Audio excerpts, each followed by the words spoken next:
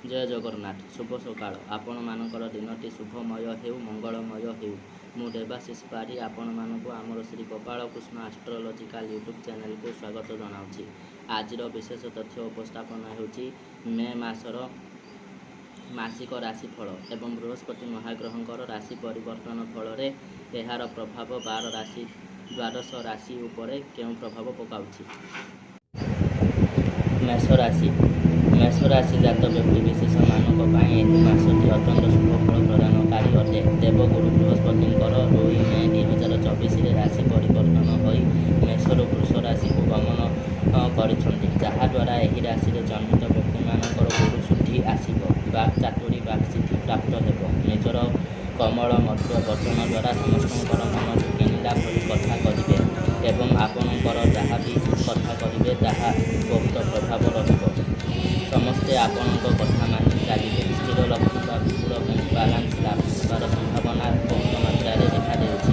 पारिवारिक स्थिति सुदृढ़ रहिब। पूर्वरु जदि आपण टंका काहाठारु उधार आनिथिले टंका फेरस्त करि न पारि अपदस्थ हेउथिले, लोकनिंदा एवं अपमान पाउथिले, वर्तमान समयर शेष गुरुदिब।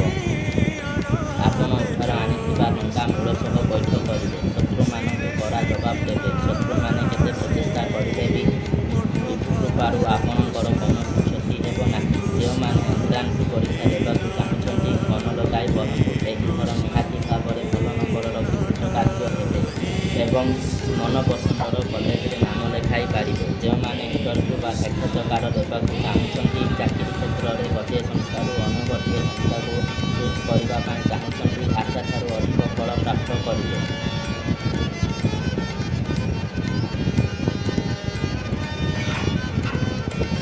अन्य किसी ग्रहंकर अशुभ स्थिति हेतु रोगाक्रांत होबार संभावना देखा देउछि। विशेषकर पित्तजनित रोग तथा मुंड घुराइबा, पित्त बांति होबार आशंका रहुछि। ज्वर द्वारा पीड़ित होबार आशंका रहुछि एवं रवि महाग्रहंकर अशुभ स्थिति हेतु कर्मक्षेत्र में किसी समस्या उपुजिपारे, अଯଥା अपमान प्राप्त होइपारे, तेणु लिटिगेशन ठारू दूरेई रुहन्तु। शनि महाग्रहंकर शुभ स्थिति हेतु समस्त मनोवांछा पूर्ण हेब।